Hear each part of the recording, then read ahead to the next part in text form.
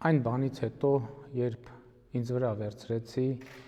Արցախի պատերազմում մեր անհաջողությունների պատասխանատվությունը, մի հետաքրքիր process է սկսվել Հայաստանում, ով կներեք 1000 անգամ չի ալարում, շտապում է վերջին 25-30 տարվա իր եւ մեր բոլոր սխալների պատասխանատվությունը հրել դեպի ինձ, դեպի գործող կառավարություն։ Բանը հասել է այնտեղ, որ այն մարդը, ով Լեռնային Ղարաբաղը դուրս է թողել բանակցային գործընթացից եւ բանակցությունները տեղափոխել Հայաստան-Ադրբեջան հարթություն, մեզ մեղադրում է նրանում, որ Ղարաբաղի հարցը տարածքային վեճի կոնտեքստ է ստացել մեր վարած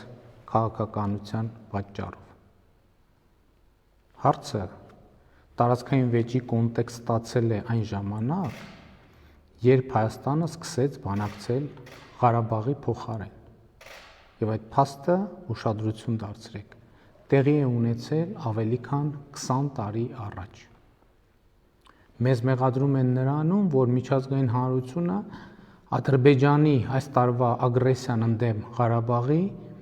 ընկալել է որպես սեփական տարածքային ամբողջականության վերականգնում։ Ու այս մեղադրանքը հնչեցնում է մի մարդ, ում կառավարման օրոք, երբ միջազգային հանրությունը Հայաստանին մեղադրում էր փաստաթղթավորված Ադրբեջանի տարածքները օկուպացնելու մեջ, ինքը հայ հանրությանը բացատրում էր, որ դրանում ոչ մի վտանգավոր բան չկա, որովհետև երբ մտնում ես օդանավի զուգարան, կներեք 1000 անգամ, եւ փակում դուռը, գրվում է occupied, այնպես որ օկուպացված բառի մեջ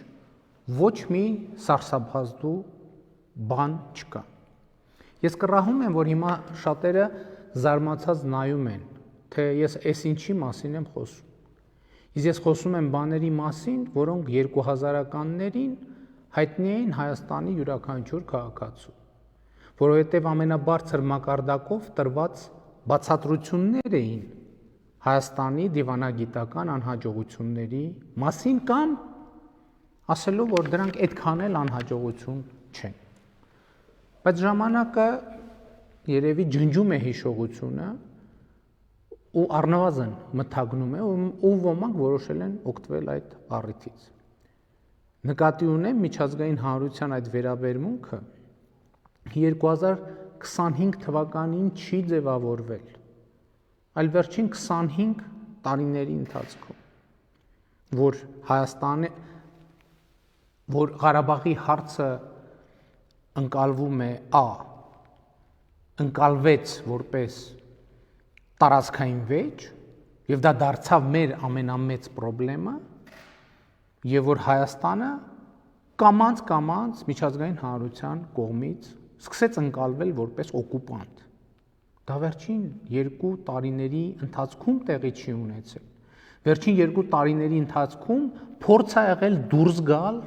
այդ կախարդական շրջանից։ Մեզ մեղադրում են, թե Հայաստանի դիվանագիտական ձախողումներ պատերազմը։ Ոչ ոք հարց չի տալիս, թե Ղարաբաղի հարցից, Ղարաբաղի հարցում Հայաստանը այդ երբ եւ ինչպիսի դիվանագիտական հաջողություն է ունեցել ինստիտուցիոնալ բանակցությունների մեկնարկից ի վեր։ Դիվանագիտական հաջողությունը 1995 թվականի ԵԱՀԿ Լիսաբոնյան գագաթաժողովն էր, որտեղ Արցախյան պատերազմում մեր տարած հաղթանակից անմիջապես հետո միջազգային հանրությունը ըստ էության ի ցույց դրեց իր մոտեցումը, որ Ղարաբաղը Ադրբեջանի կազմում ինքնավարություն պետք է լինի եւ սա է հարցի լուծման բանաձևը 1995 թվականին։ Դիվանագիտական հաջողությունը 1998 թվականին բանակցությունների սեղանին դրված ընդհանուր պետություն փաթեթն էր, որտեղ հստակ ֆիքսվում էր 7 տարածքներ Ադրբեջանին հանձնելու պահանջը եւ այդ պահանջը դրվում էր Հայաստանի առաջ։ Եվ այն, որ Ադրբեջանն ու Ղարաբաղը նույն պետության կազմում պետք է լինեն։ Դիվանագիտական հաջողությունը 1999 թվականի ԵԱՀԿ Ստամբուլյան հռչակագիրն էր, որտեղ ֆիքսվում էր, որ կոնֆլիկտները պետք է լուծվեն տարածքային ամբողջականության սկզբունքով։ Դիվանագիտական հաջողությունը մադրիդյան սկզբունքներն էին, որոնք ի դեպ թմկահարվում էին որպես դիվանագիտական հաջողություն, բայց պարզվեց խայտառակ մի բան. Ղարաբաղը Ադրբեջանի կազմից դուրս կարող է լինել միայն այն պարագայում, եթե Ադրբեջանը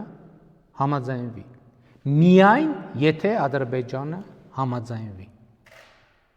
Դիվանագիտական հաջողությունը 2011 թվականի Կազանյան բանակցություններն էին, երբ Ադրբեջանը բանակցությունների դուռը շրխկացրեց, իսկ Հայաստանի ղեկավարը այստեղ-այնտեղ հարցազրույց էր տալիս ու ասում, թե մենք պատրաստ ենք Ադրբեջանի 7 տարածքները վերադարձնել, բայց Ադրբեջանը ավելին է ուզում։ Դիվանագիտական հաջողությունը վերջին 25 տարվա մեջ ամենատարբեր միջազգային ատյաններում ընդունված բազմաթիվ փաստաթղթերն էին, որտեղ հստակ ֆիքսվում էր Ադրբեջանի տարածքների օկուպացված լինելը եւ որ հարցը պետք է լուծվի Ադրբեջանի տարածքային ամբողջականության շրջանակում։ Դիվանագիտական հաջողությունն այն էր, որ 2013 թվականից Ադրբեջանը սկսեց ռազմական էսկալացիայի փուլը ու ըստ էության ոչ ոք չէր դատապարտում նրան դրա համար։ Ինչու՞։ Շատ պարզ պատճառով, որովհետև երբ մտնում ես, կներեք ես զավեշտի համար, բայց չեմ կարող չասել, որովհետև երբ մտնում ես օդանավի զուգարան եւ փակում դուռը, գրվում է occupied։ Շատերը չեք հավատա իրոք, բայց սա 2000-ականների Հայաստանի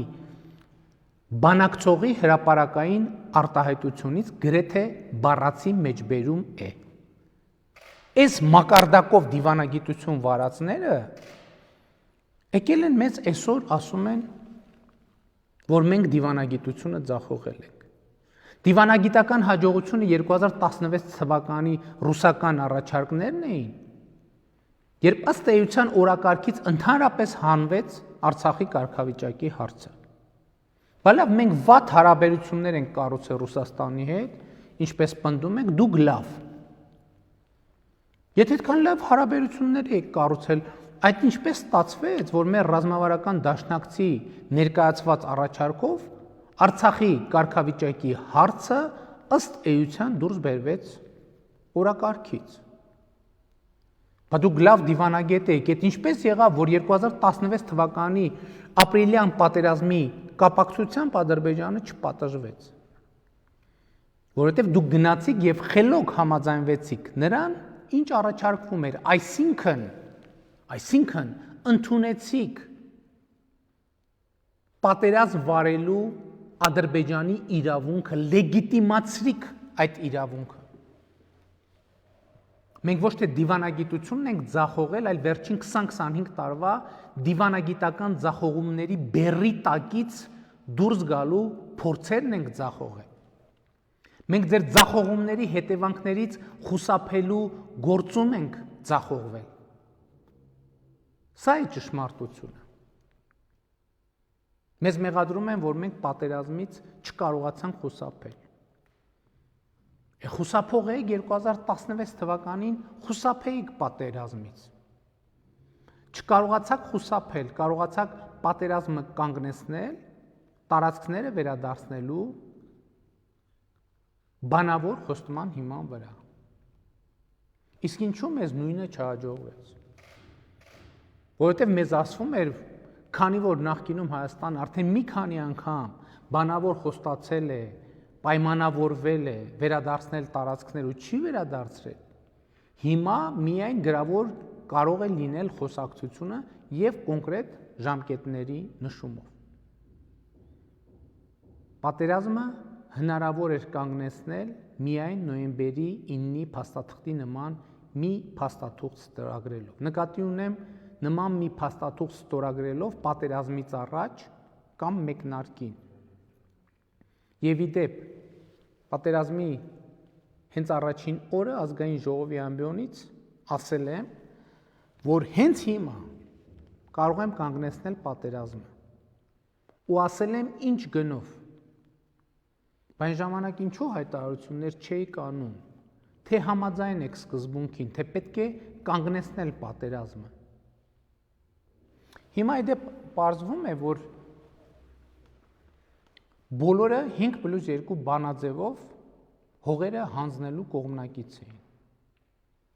Դե կողմնակից էիք, հանձնեիք։ 2016-ին հանձնեիք, 2017-ին հանձնեիք, կանխեիք պատերազմը, լուծեիք հարցը, մանավանդ ապրիլյանից հետո գիտեիք ինչը ինչոց է։ Ոմանց թվում է, թե 5 գումարած 2 Ադրբեջանը հալած յուղի տեղ ընդունելու էր։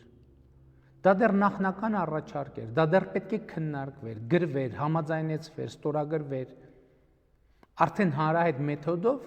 որ պահին Հայաստանը համաձայնվեր ինչ որ մի տարբերակի, Ադրբեջանն ավելին էր ուզելու, Շուշի, Լաչին եւ այլն, եւ ես ապշած եմ ուղակի ոմանց վրա, ովքեր իրենց մեծ դիվանագետ համարելով այս պարզ բաները չեն հասկանում կամ չեն ուզում հասկանալ։ Մեզ մեղադրում են նրանում, որ Թուրքիան մտավ Ղարաբաղի հարցի մեջ։ Կներեք, Թուրքիան Ղարաբաղի հարցի մեջ մտել է ֆուտբոլային դիվանագիտության հետևանքով, երբ հայկական դիվանագիտության ձախողման արդյունքում հայտարարեց, որ Հայաստանի հետ հարաբերություններ չի հաստատի, քանի դեռ Ադրբեջանի տարածքները օկուպացված են։ Եվ մտավ Ղարաբաղի հարցի մեջ, սա 10 տարի առաջ է տեղի ունեցել։ Անհետ մեղադրանքների հաջորդ խումբը վերաբերվում է բանակը իբր քանդելուն, թե մենք եկանք 2 տարվա մեջ բանակը քանդեցինք։ Մենք մեղադրում են, թե ինչու օդը չփակեցիք կամ ինչու օդը փակ չէր։ Օդը ճակերտավոր փակ էր, պարոնայք եւ տիկնայք, որովհետեւ 2017 թվականին հայոց բանակի համար 42 միլիոն դոլարով, 42 միլիոն դոլարով ձեռք էին բերվել սարքեր, որոնցով օդը փակվել էր, պիտի փակված համարվել, բայց ավելի ուշ պարզվեց, որ այդ սարքերը չեն աշխատում պարզապես, չեն աշխատում ուղղակի, բայց գնվել են 42 միլիոն դոլարով։ Այս գնման համահեղինակը իբր սենսացիոն բացահայտում է անում, ասում է Սու-30-ների համար ինձ ժամանակին ատկատ էին առաջարկել, բայց ես հրաժարվել եմ գործարքից։ Հարց. իսկ 42 միլիոն դոլարանոց չաշխատող սարքերը առանց ատկատի եք գնել։ Էդով կհավատա, որ չաշխատող սարքը 42 միլիոն դոլարով գնվել է բարի մղումներով եւ ազնվության շրջանակներում։ Եվ այս փաստից ուշադրություն շեղելու համար արդեն մի քանի ամիս թեմա են դարձրել ԱՍԱԿ համակարգերի գնումը մեր կողմից։ Իբր դրանք անարդյունավետ զենք են։ Նախ այդ գնման որոշումը կայացվել է բազմակողմանի քննարկման արդյունքում։ Երկրորդը դրանով բազմաթիվ թիրախներ են խոցել։ Ընդ որում իսրայելական Hermes 900 անօդաչու թռչող սարքը, որը խոցվել է հուլիսին Տավուշում, առաջին անգամ եւ որի խոցումը դարձավ համաշխարհային սենսացիա, ահա այդ խոցումը տեղի է ունեցել ԱՍԱԿ համակարգով։ Հիմա մեր առաջ հարց են դնում, ասում են, ինչու չեք սա գնել բանակի համար, ինչու չեք նա գնել բանակի համար։ 2.5 տարվա ընթացքում մենք ինչ հասցրել գնել ենք։ 2.5 տարվա ընթացքում մենք պետք է զինվորականների աշխատավարձը բարձրացնեինք, զինվորների սննդի հարցը լուծեինք, զինվորի կոշիկի ու վարտիքի հարցը լուծեինք, արկեր գնեինք, որոնք չկային, ավտոմատներ գնեինք, որոնք նորմալ չէին,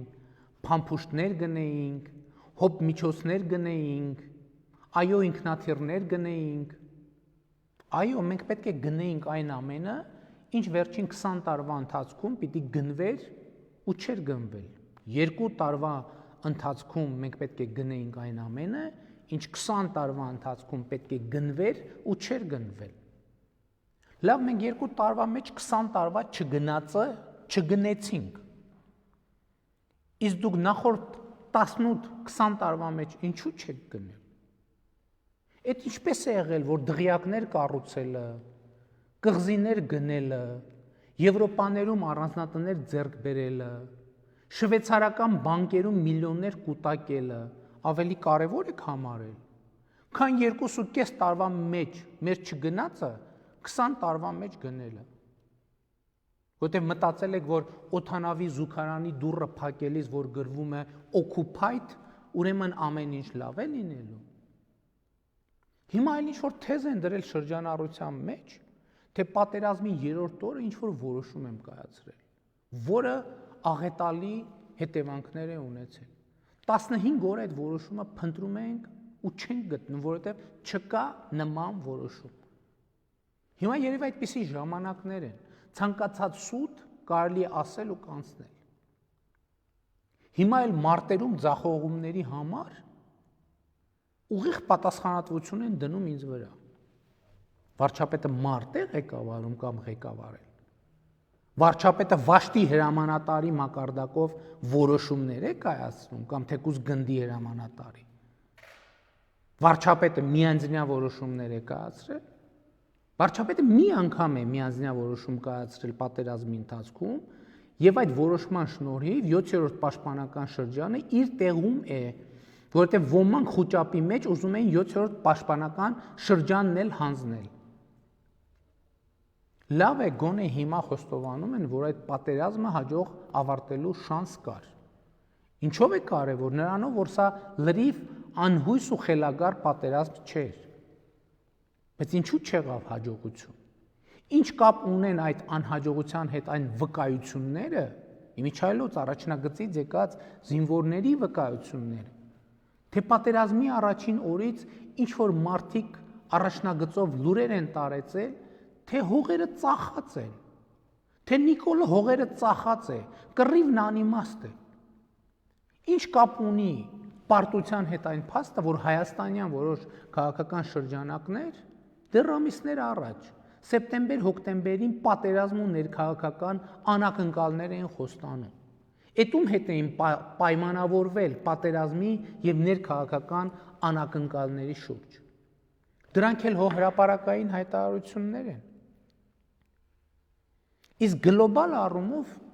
ի վերջո ուժ չենք ունենալու խոստովանել, որ մեր ձախողման պատճառն այն էր, որ Հայաստանը առնվազն 25 տարի եղել է կոռումպացված պետություն, որտեղ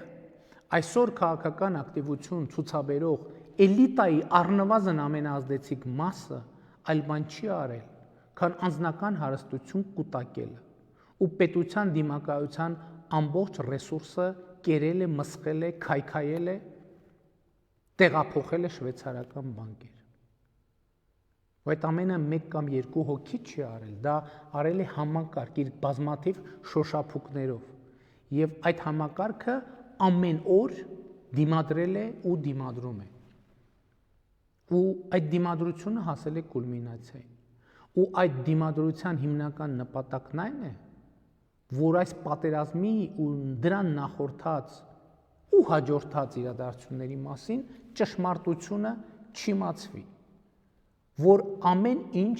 մնա մանիպուլյացիաների մակարդակում։ Իմիջայլոց այդպիսի վարկած կա, որ ամսի 9-ի հարձակման նպատակը իրականում կառավարության ղեկավարությանը ֆիզիկապես ոչնչացնելն էր։ Ինչու՞։ Այդ էմոցիաների տակ, որ շատ բաներ, որ շատ ճշմարտություններ չբացահայտվեն այս պատերազմի մասին, բայց այդ ճշմարտությունները չեն կարող չբացահայտվել։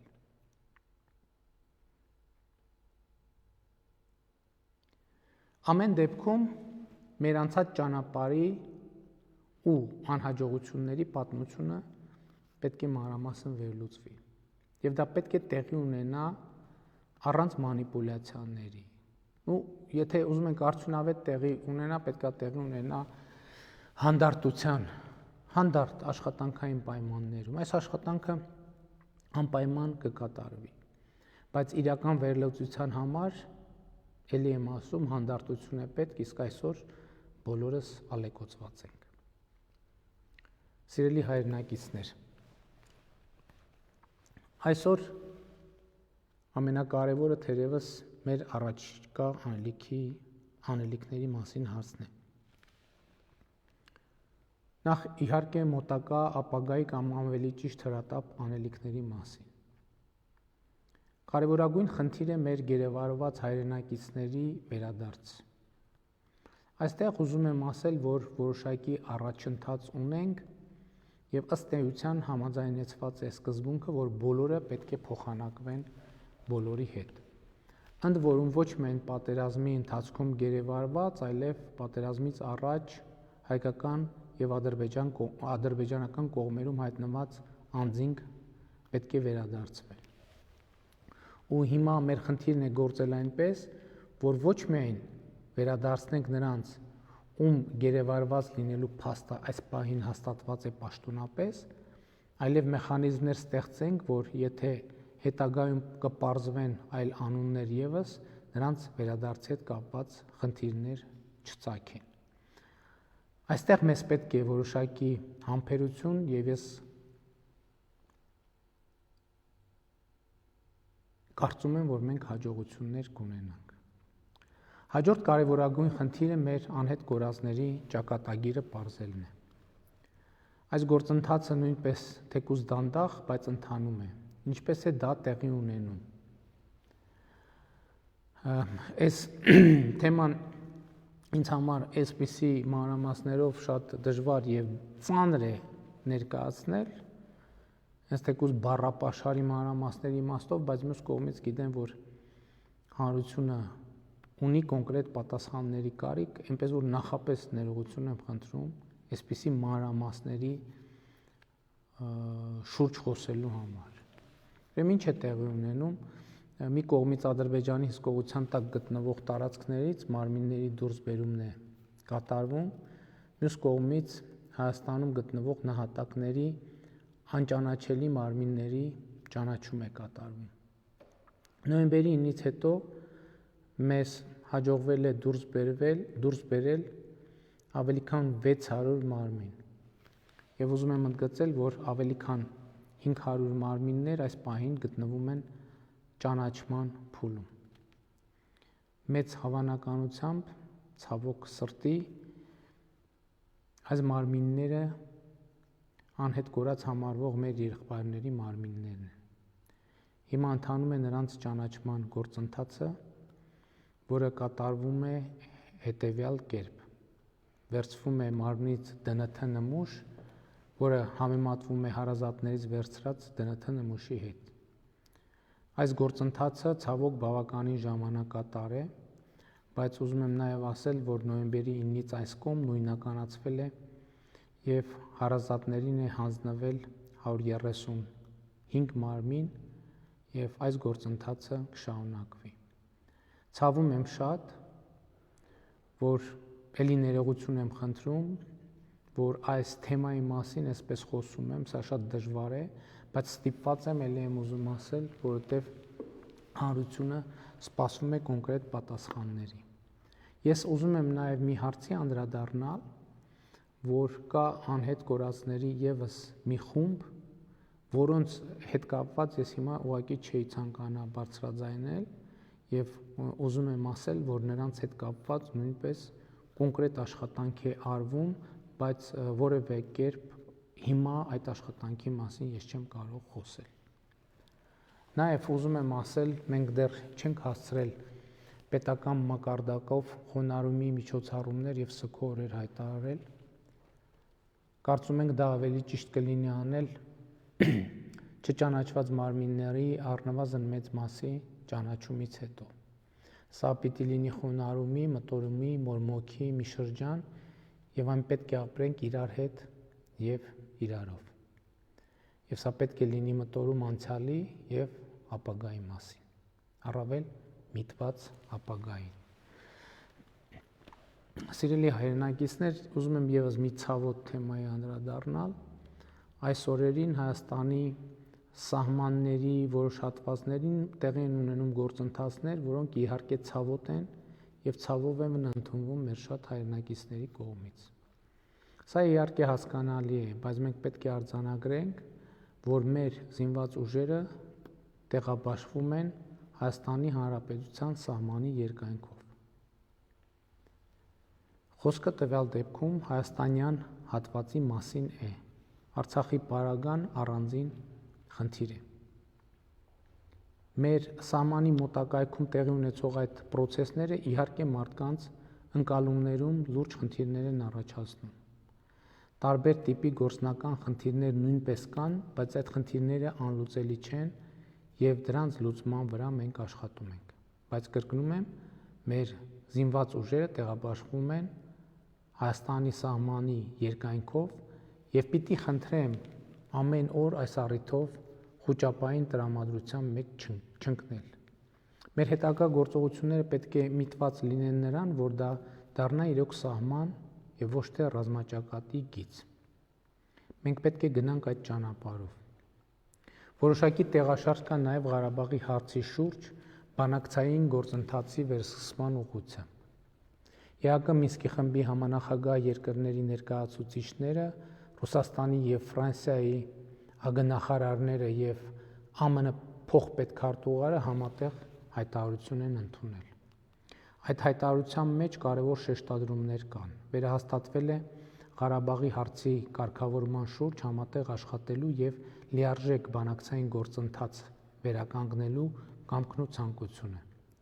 Սա եւս մի կարևոր գործոն է նոյեմբերի 9-ի հայտարարության մեջ արձանագրված հրադադարը եւ ռազմական գործողությունների դադարը ամրապնդելու համար։ Այս պայմաններում իհարկե մեր զինվորների ծառայությունը առավել անվտանգ կդառնա։ Այս պահին սահմանային լարում ըստ էության չկա։ Պատերազմի հետևանքները որոշակի հարցեր են առաջացրել մեր զինվորների կեցության պայմանների հետ կապված, ու մենք հիմա ակտիվ զբաղվում ենք այդ հարցերով։ Իհարկե ծանր հարցեր կան, ծանր իրավիճակներ կան, բայց գլոբալ հարցը հետևյալն է. ինչ ենք մենք պատրաստվում անել։ Պատրաստվում ենք մենք արդյոք հանձնվել, կքել այդ ծանրության ներքո։ Ոչ, չենք պատրաստվում եւ մենք պետք է այդ ծանրությունը կարողանանք կրել արժանապատիվ եւ հաղթահարելի ծանրությունները հաղթահարել։ Ինչու եմ ասում հաղթահարելի ծանրություններ, որովհետեւ կան կորուստներ, մեր եղբայրների կորուստները, որոնք անհաղթահարելի են։ Դրանք մենք պետք է կրենք մեր սրտում, մեր հոգում, մեր մտքում, բայց նաև այդ ծանրությունը պետք է ուժեղացնի ապրելու, հաղթելու, հաղթահարելու մեր կամքը։ Սիրելի հայրենակիցներ, եւս մի դրվագ նոյեմբերի 9-ի հայտարարության առիթով ինչ որ մարդիկ շրջանառության մեջ են դնում մեղրի միջանցք հասկացությունը։ Ուզում եմ բոլորիդ ուշադրությունը հրավիրել այն փաստի վրա, որ հայտարարության մեջ ոչ մեղրի բառ կա, ոչ էլ միջանցք բառ։ Միջանցք բառ կա լաչինի կապակցությամբ։ Նկատի ունեմ մեղրի իմաստով միջանցք հասկացություն չկա։ Կա այլ բան, տրանսպորտային ենթակառուցվածքների ապաշրջափակում։ Եթե մենք ապագայի մասին պիտի մտածենք, ուրեմն պետք է մտածենք տնտեսական կյանքում նոր գործոնների հայտ գալու հնարավորության մասին։ Արդյոք մեր տնտեսության մեջ էական բան կփոխի Հայաստան-Ռուսաստան եւ Հայաստան-Իրան երկաթուղային կապի վերականգնումը։ Կարծում եմ այո։ Եթե այս համատեքստում ենք դիտարկում հարցը, պատկերը այլ կերպ է երևում։ Բայց հիմա, ինչպես ասացի, շատ ավելի հրատապ խնդիրներ կան լուծելու։ Եվ հիմա ուզում եմ տեղեկացնել, թե ինչ ընթացքի մեջ է նոյեմբերի 18-ին իմ հրապարակած ճանապարհային քարտեզի իրագործումը։ Այս ընթացքում կայացվել են սոցիալ-տնտեսական բնույթի մի շարք որոշումներ։ Արցախի հանրապետությունում հաշվառում ունեցող մեր հայրենակիցներին տրամադրվում է առաջին անհրաժեշտ ֆինանսական օգնություն յուրաքանչյուր անձի 68,000 դրամի չափով գումարած 15,000 դրամ այն անձանց, ովքեր Արցախում սեփականություն չունեն։ Դե որոշման մեջ կան որոշ բացառություններ, իհարկե այդ մանրամասնությամբ ես չեմ անդրադառնա, որոշման մեջ գրված է, նրանք, ովքեր ավելի մանրամասն ուզում են ծանոթանալ, խնդրում եմ, որոշման տեքստը հրապարակված է։ Եվ այս աջակցության գործընթացը չի ավարտվել, շարունակվում է։ Արցախի վերահսկողությունից դուրս մնացած տարածքների բնակիչներին նույնպես առաջին անհրաժեշտ ֆինանսական օգնություն է տրամադրվում յուրաքանչյուր անձին 300,000 դրամի չափով։ Կառավարությունը միջոցներ է հատկացրել Սյունիքի և Գեղարքունիքի մարզերի տուժած տների վերականգնման համար։ Պատերազմի ընթացքում հաշմանդամություն ստացած և զոհված քաղաքացիական անձանց ընտանիքներին փոխհատուցում է տրամադրվում, որոշում են կայացրել հյուրընկալ ընտանիքներին ֆինանսավորելու մասին։ Խոսքը այն ընտանիքների մասին է, ովքեր Արցախի իրենց տներից զրկված մեր հայրենակիցներին կհյուրընկալեն Հայաստանում կամ Արցախում, ահա այդ ընտանիքներին փոխհատուցում կտրվի յուրաքանչյուր հյուրընկալվող չափահաս անձի մասով Հայաստանում 30,000 դրամ, Արցախում 45,000 դրամ։ Այսինքն, եթե կան ընտանիքներ, ովքեր ունեն հնարավորություն իրենց տներում տեղավորել այլ մարդկանց եւ ցանկություն բնականաբար, իրենց համար այսպիսի համակարգ է ընդունվել։ Առաջիկայում որոշում կկայացվի պատերազմին մասնակցած ուսանողների եւ պատերազմի մասնակցած անձանց ընտանիքի անդամ ուսանողների 2020 թվականի երկրորդ կիսամյակի ուսման վարձը ամբողջությամբ փոխհատուցելու մասին։ Տեղի է ունենում վնասված շարժակային գույքի հաշվառում դրանց փոխհատուցման հարցը նույնպես լուծելու համար։ Սոցիալական երաշխիքների հավելյալ համակարգ կներդրվի գերեվարված եւ անհետ կորած մեր եղբայրների, ընտանիքների անդամների համար։ Արցախի կառավարության հետ համատեղ ակտիվ աշխատանքներ են տարվում Արցախի բնականոն կյանքը վերականգնելու համար։ Արդեն մի քանի տասնյակ հազար արցախցիներ վերադարձել են եւ պետք է լուծվի տուժած տների վերականգնման, բնակարանից զրկված քաղաքացիների հարցերը։ Սա պահանջում է լարված աշխատանք եւ մենք վճռական ենք այս աշխատանքը անելու գործում։ Ճանապարհային քարտեզի իրագործումը, ինչպես եւ պայմանավորվել ենք, լինելու առաջիկա ամիսների մեր անելիքը։ Զուգահեռաբար ակտիվ աշխատանքներ են ընթանում հանրային կյանքի ամենատարբեր ոլորտներում դատական համակարգից մինչև կուսակցությունների մասին օրենք բարեփոխումներ իրականացնելու համար։ Այս ամենի նպատակը ոչ թե նա է, որ մենք կամ ես մնանք իշխանության, այլ որ ժողովուրդը մնա իշխանության։ Ինչ է սա նշանակում։ Սա նշանակում է, որ Հայաստանի քաղաքացիներ հնարավորություն ունենան ազատ կամ արտահայտմամբ ընտրել իրենց իշխանությունը։ Հիշեցնեմ, որ Հայաստանի պատմության մեջ միակ խորհրդարանական ընտրությունը, որի արդյունքները որևէ կերպ որևէ մեկի կողմից չեն վիճարկվել, 2018 թվականի խորհրդարանական ընտրություններն էին։ Եվ հիմա Հայաստանում տեղի ունեցող որոշ քաղաքական process-ների իմաստը պարզ է։ Որոշ շրջանակներ ուզում են ամեն ինչ անել, որ 2018 թվականի խորհրդարանական ընտրությունները միակն էլ մնան, որտեղ ժողովուրդն է ինքն է կայացրել որոշում։ Սա թույլ չենք տալու։ Ժողովրդի իշխանությունը Հայաստանում չի կարող դրվել կասկածի տակ։ Շնորհակալ եմ եւ ուզում եմ ասել, սիրելի հայրենակիցներ, որ հիմա ինչպես եւ ամենասկզբում ասացի, հիմա այդպիսի մի փուլ է, որ ինչ մեղադրանքներ ասես դրվում են շրջանառության մեջ, ինչ մեղադրանքներ։ Ես ուզում եմ ասել, որ այդ հարցերից որևէ մեկ անպատասխան չի մնալու։ Պարզապես նաև եկեք արձանագրենք, որ չենք կարող բոլոր եւ ամեն ասածների նույն պահին կամ նույն օրը արձագանքել։ Հակառակ դեպքում կստացվի, որ ամբողջ օրը պետք է անցկացնենք տեսախցիկների առաջ եւ այն օրակարգը, այն հրատապ եւ օպերատիվ լուծում պահանջող հարցերը, որոնց մասին ասում էի, պետք է լուծում չստանան։ Իհարկե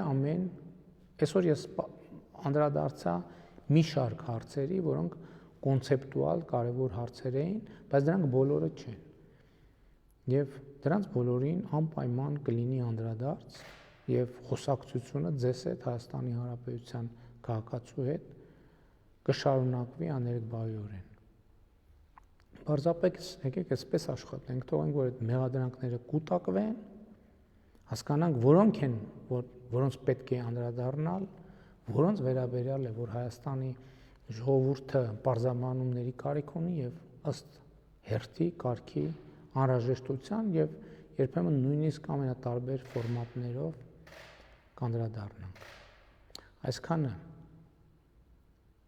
Այսքանը այսօրվա համար, խոնարհում մեր բոլոր նահատակների առաջ, սիրում եմ բոլորիդ եւ ծառայում եմ բոլորիդ։